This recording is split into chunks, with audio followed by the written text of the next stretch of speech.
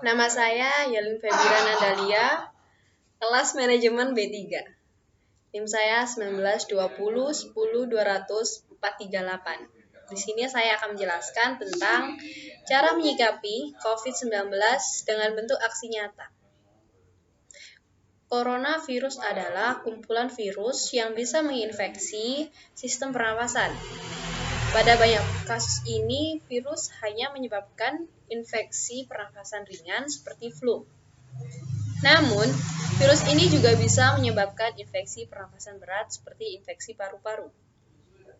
Virus ini menular melalui percikan dahak atau droplet dari saluran pernapasan, misalnya ketika berada di ruang tertutup yang ramai dengan sirkulasi udara yang kurang baik atau kontak langsung dengan droplet. Faktor resiko infeksi coronavirus. Yang pertama, siapapun dapat terinfeksi virus corona. Akan tetapi, bayi dan anak kecil serta orang yang kekebalan tubuh yang lemah lebih rentan terhadap serangan virus ini.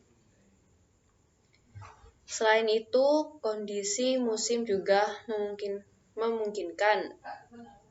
Contohnya, di Amerika Serikat, infeksi virus corona lebih umum terjadi pada musim gugur dan musim dingin. Yang kedua, di samping itu, seseorang yang tinggal atau berkunjung ke daerah atau negara yang rawan virus corona juga beresiko terserang penyakit ini. Misalnya berkunjung ke Tiongkok, khususnya kota Wuhan yang pernah menjadi wabah COVID-19 yang bermulai pada Desember 2019. Penyebab infeksi coronavirus. Infeksi corona disebabkan oleh virus corona itu tersendiri. Kebanyakan virus corona menyebarkan seperti virus lain pada umumnya seperti satu percikan air liur mengidap atau batuk dan bersin. Menyentuh tangan atau wajah orang yang terinfeksi. Yang ketiga, menyentuh mata, hidung, atau mulut setelah memegang barang yang terkena percikan air liur pengidap virus corona. Dan yang terakhir, tinja atau feses. Khusus untuk COVID-19, masa inkubasi belum diketahui secara pasti. Namun, rata-rata gejala yang timbul setelah 2-14 hari setelah virus pertama masuk ke dalam tubuh.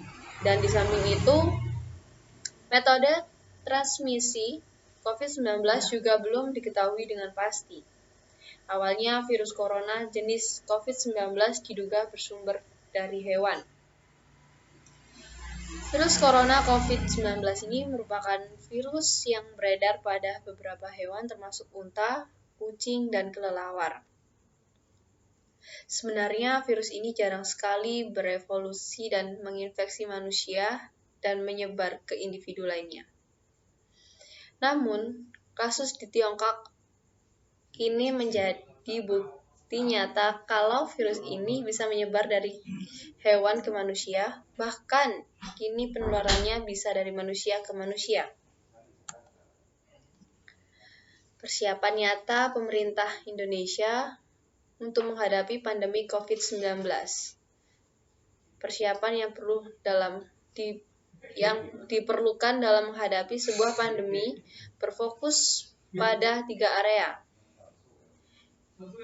Yang pertama yaitu membatasi orang yang terinfeksi virus. Yang kedua, melengkapi keluarga dengan perlengkapan penting dalam keadaan darurat. Yang ketiga, membatasi diri dari tempat maupun acara-acara besar yang dapat menjadi sasaran infeksi penyebaran virus. Bentuk aksi nyata setiap individu untuk menghadapi COVID-19. Yang pertama, mematuhi protokol kesehatan. Yang kedua, memakai masker. Yang ketiga, melakukan social distancing. Yang keempat, cuci tangan menggunakan sabun. Dan yang terakhir, menggunakan hand sanitizer. Sekian dari saya. Wassalamualaikum warahmatullahi wabarakatuh.